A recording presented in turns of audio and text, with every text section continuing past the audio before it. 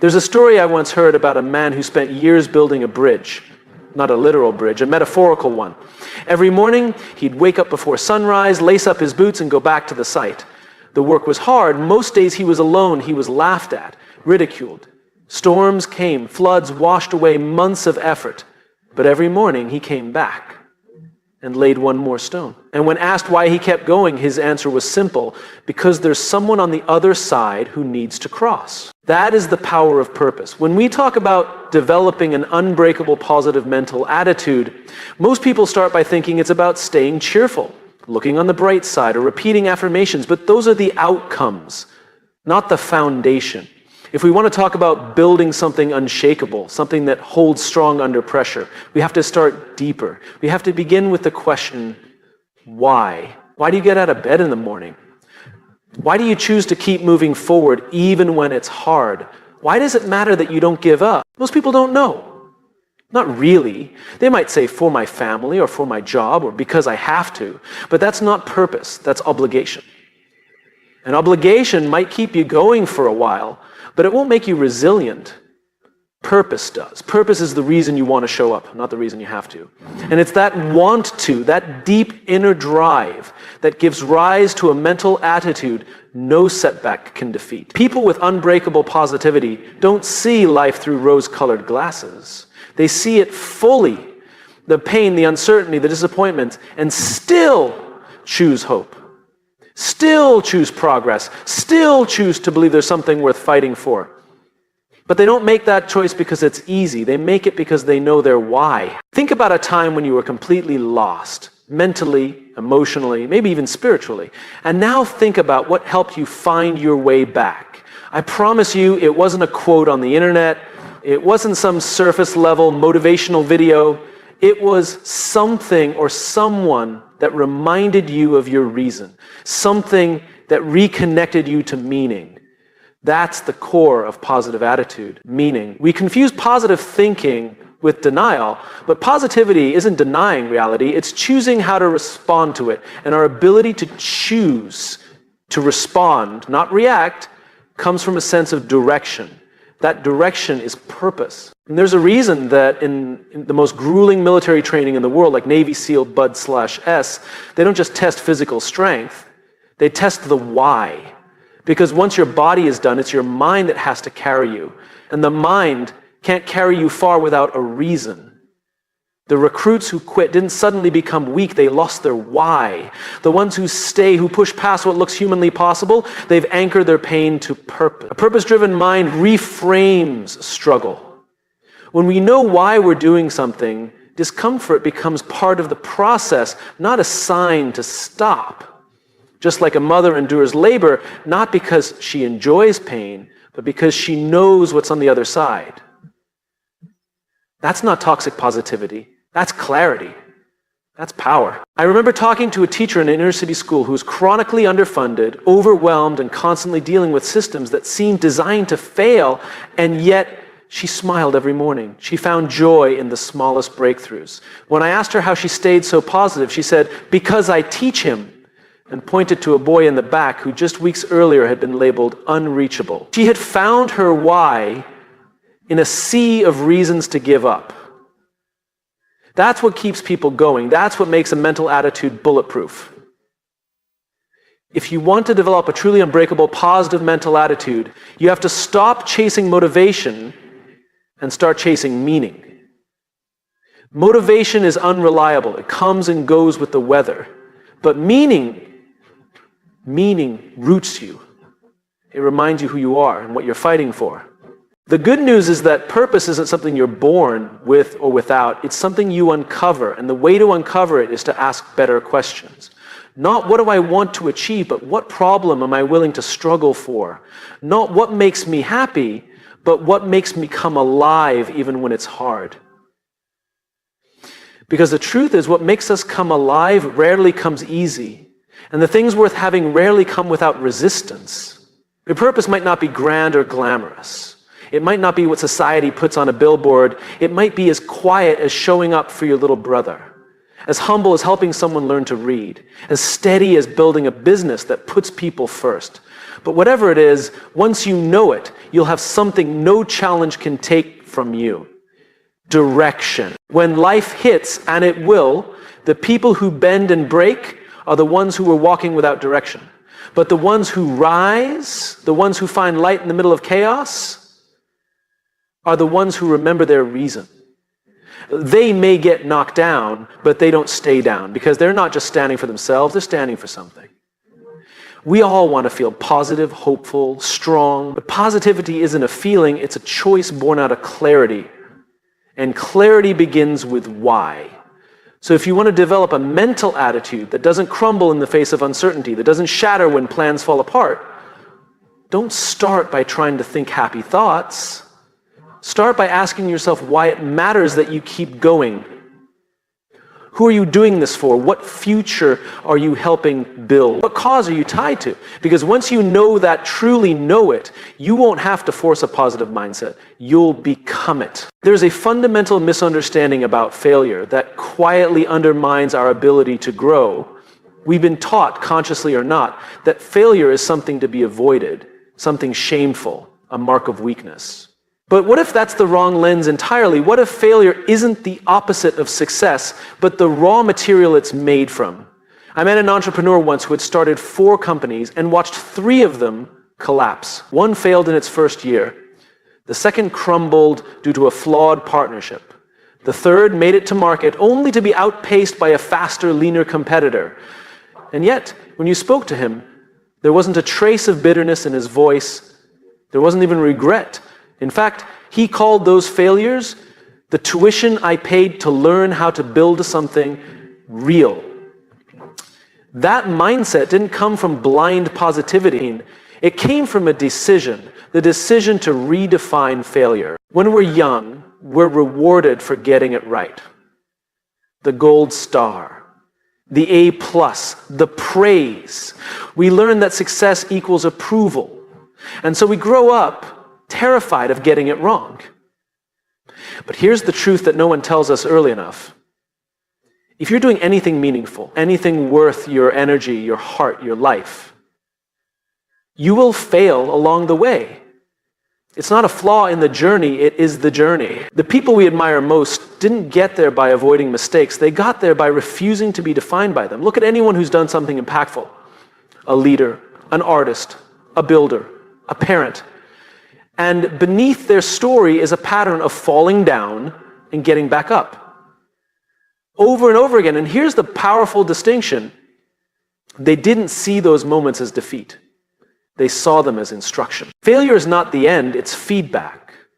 And when you treat it as feedback, you begin to extract lessons that make you stronger. That's how a positive mental attitude becomes unbreakable. Not because you never fall, but because falling teaches you how to rise smarter, more aware, more focused. Resilience isn't stubbornness, it's adaptation. I remember sitting across from a young woman who'd just been let go from her dream job. She was devastated. She'd built her entire identity around that title, that paycheck, that office, and in a moment it was gone. I asked her one question: what did this teach you about yourself that you didn't know before? She paused, thought, and then said that I confused being valuable with being validated, and now I get to rewrite that. That's the beginning of transformation. That's what happens when we stop running from failure and start listening to it. We are forged in adversity. It's uncomfortable, it's messy, and sometimes it's humiliating. But growth doesn't happen on the mountaintop, it happens in the valley. When you're not sure if you can take another step, but you do anyway, that's where the shift happens. And that shift is what makes a positive mindset real. Not shallow optimism, but a grounded belief that even this can shape me into something better. When adversity hits, most people ask, why is this happening to me? But the stronger question is, what is it trying to teach me? Because when we reframe failure from punishment to process, we change our relationship with it entirely. It becomes a partner, not a threat. The irony is that the more we avoid failure, the more fragile we become. Like muscles that never experience resistance, we weaken. But when we embrace challenge, not recklessly but intentionally, we build strength, mental strength, emotional durability. And those qualities are the foundation of true positivity, not the kind that pretends everything's fine, but the kind that says, this hurts, and I'm still going. Think about the people you trust most, the ones you go to when things fall apart. They're not the ones who've never failed. They're the ones who've been through hell and came back wiser, calmer, more compassionate. Why? Because adversity has a way of sanding down ego and sharpening perspective. It makes you more human, and being deeply human is where real strength lives. In one of the worst years of my life, when everything I had built professionally fell apart, I remember waking up with this crushing sense of failure. Not just that I had failed, but that I was a failure. That's a dangerous conflation, and one we all fall into. We begin to confuse the event with our identity, but they're not the same. Failing doesn't mean you are a failure. It means you're learning something that couldn't be learned any other way. And when I finally stopped running from that truth, when I faced the rubble of my own decisions, I discovered something unexpected. A new clarity, a new humility, and strangely, a new strength. Not the loud kind, the quiet kind, the kind that says, I've been knocked down before, and I know how to get back up. That's the beginning of an unshakable mindset. Not being untouched by pain, but becoming intimate with it and not letting it define you. When you understand that failure is not your enemy, but your instructor, you gain freedom. You start to experiment again, take risks again, dream again. Because failure no longer holds the power to destroy you. That entrepreneur I mentioned earlier, the one who lost 3 companies, he went on to build his 4th into a mission-driven business that now impacts millions of people. And when I asked him what made the difference, he said, the first 3 taught me what not to do, but more importantly, they taught me who I needed to become. That's it. That's the shift. Every stumble holds a mirror. It shows you where your blind spots are, where your insecurities lie, but it also shows you what you're made of. And the more times you walk through failure and come out standing, the more you realize you can face anything. That's the forge. That's where character is built, where optimism becomes grounded, where your positive mindset stops being conditional and becomes part of who you are. So if you want to build an unbreakable positive attitude, don't avoid failure, invite it. Learn from it, grow through it, let it break what needs to be broken, your ego, your assumptions, your illusions, and let it refine what needs to remain. Your courage, your integrity, your why. Because in the end, failure isn't something to fear, it's something to thank. There's a moment in everyone's life where they think they're the problem. They're trying their best, they're staying disciplined, they're saying the right things, doing the work, reading the books, and still they're stuck, frustrated, worn down in the edge of burnout. And in that silence, a dangerous idea creeps in. Maybe I'm just not good enough. But most of the time, it's not them. It's the room they're standing in. It's the people around them. It's the conversations they're absorbing without realizing it. The truth we don't hear often enough is this: your environment is either reinforcing your strength or eroding it. Your mindset is not just an internal project. It is built, challenged, and shaped by who you surround yourself with. If you want to build a positive mental attitude that holds up under pressure, you have to be radically intentional about your inner circle. There was a young man I mentored years ago, brilliant, talented, creative. He had a fire in him, that hunger to do something meaningful. But every time we met, he looked more exhausted. I'd ask him how his week had been, and he'd sigh. Not because of the work, but because of the people around him. Friends who mocked his ambition, colleagues who tore others down just to feel powerful, a family that encouraged safety over passion. And one day I asked him a simple question. How do you expect to stay lit if everyone around you is pouring water on your fire? That was the moment he realized something profound. Positivity is not sustainable in isolation. It needs reinforcement.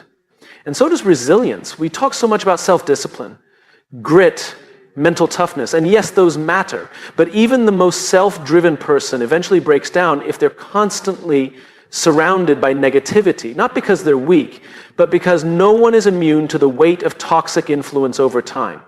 That's how strong minds erode, not in one blow, but in daily exposure to voices that plant doubt, mock growth, and drain energy. There's a powerful study where researchers observed how the behavior of a single negative person in a group could bring down the performance of an entire team, not because that person was louder or smarter, but because negativity spreads faster than hope. It's contagious, but so is strength, so is encouragement, so is belief, and that's the invitation. Build a circle that reflects who you want to become, not who you're afraid to leave behind. People often think loyalty means staying in every relationship you started with, but real loyalty is to your growth, to your values, to your purpose. The truth is, not everyone can go with you. And that's hard, especially when it's people you've known for years. But if someone is constantly undermining your progress, with sarcasm, with doubt, with silence when you need support, you have to ask yourself, is this connection helping me become more of who I am or less? You don't need 100 people in your corner. You need a few real ones. The ones who challenge you when you're making excuses, who remind you what you're capable of when you forget, who see the person you're becoming and speak to that version of you, even when you're not there yet. One of the most powerful moments in any person's growth journey is when they realize that energy is more important than approval, that you don't need everyone to agree with you, like you, or even understand you, but you do need people who energize you. Because energy builds momentum, and momentum builds belief. I worked with a CEO once who was struggling to lead with vision. Every strategy session felt flat. Every bold idea was met with resistance. His executive team, though brilliant, had become a culture of caution. We can't do that. That's not how it's done. It's too risky. And I asked him, what would happen if you changed the room, not just the plan? So he did. He brought in new energy, new minds, people who weren't afraid to ask what if. Within a year, that company had not only grown, but had rekindled something more valuable than profit, purpose, sometimes the breakthrough. Isn't a new tactic, it's a new table. Look around your life. Who do you spend the most time with? What are those conversations doing to your mindset? Are you being pulled forward or held in place? Are your ideas being nurtured or mocked?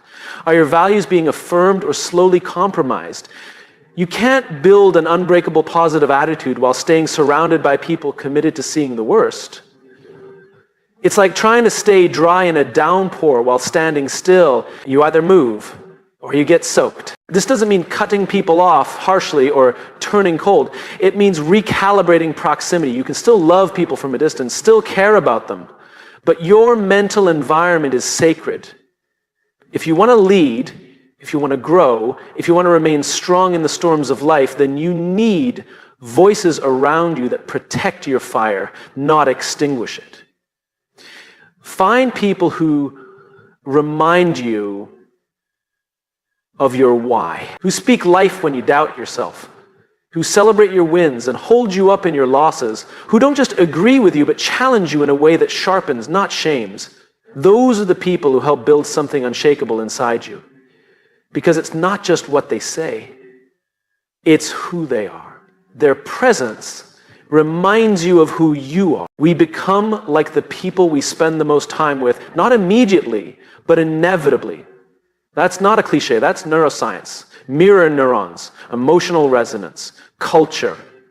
And if that's true, then the single greatest investment you can make in your mindset isn't just what you read or what you say to yourself, it's who you allow into your daily orbit.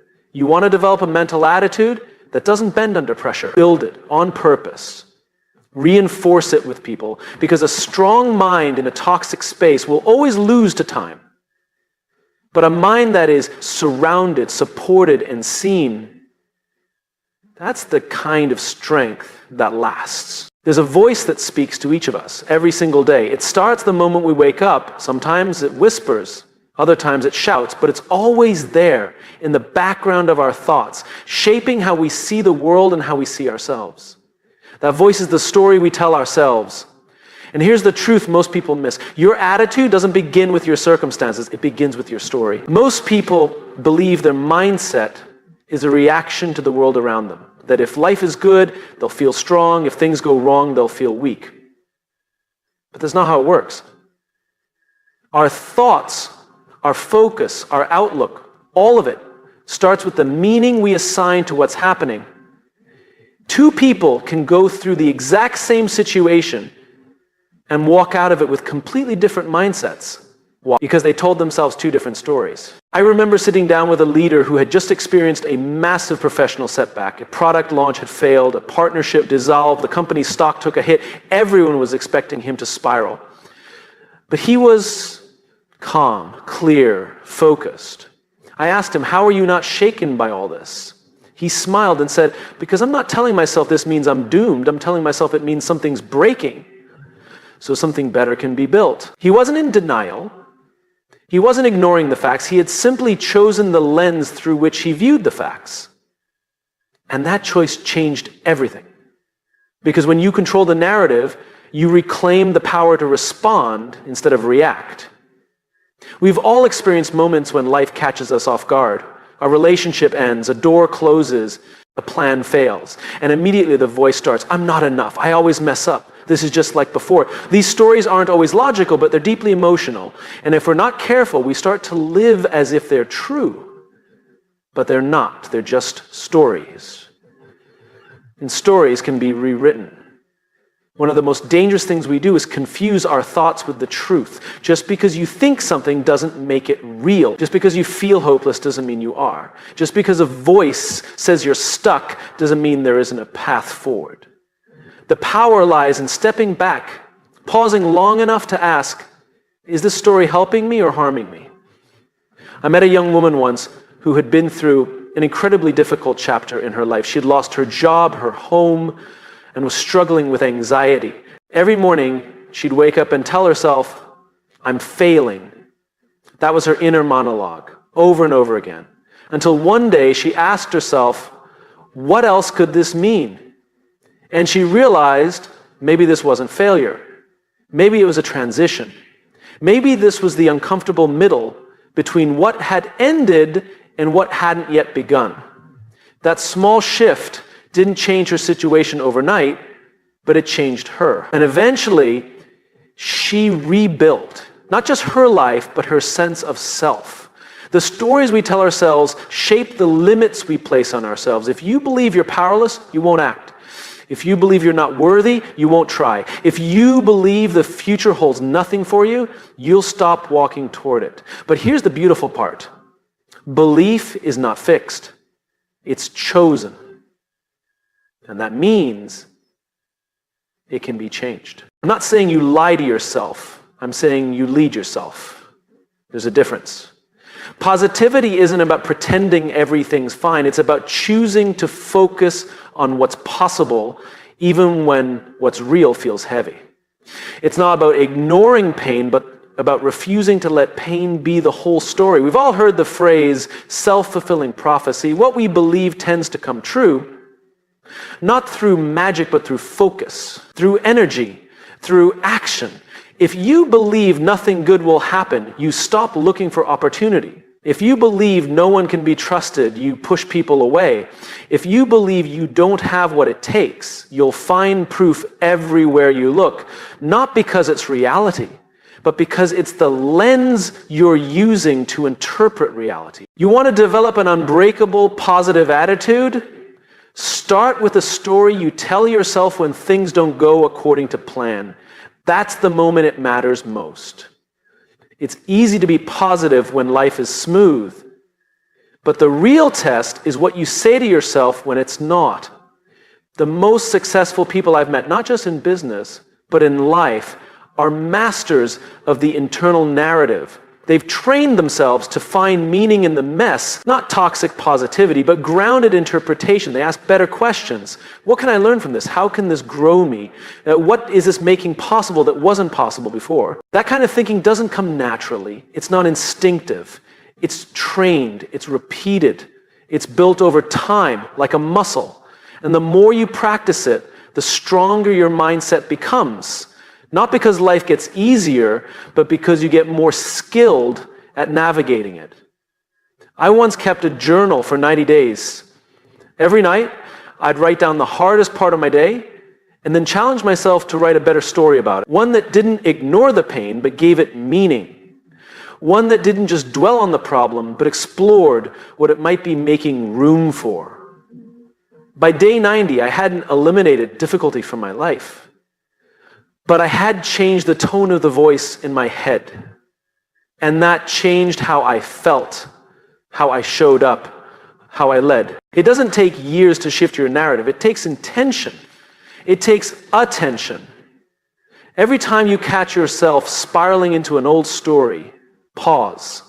Ask, what am I telling myself right now? And then ask, is there a better way to see this that still honors the truth but fuels growth instead of fear?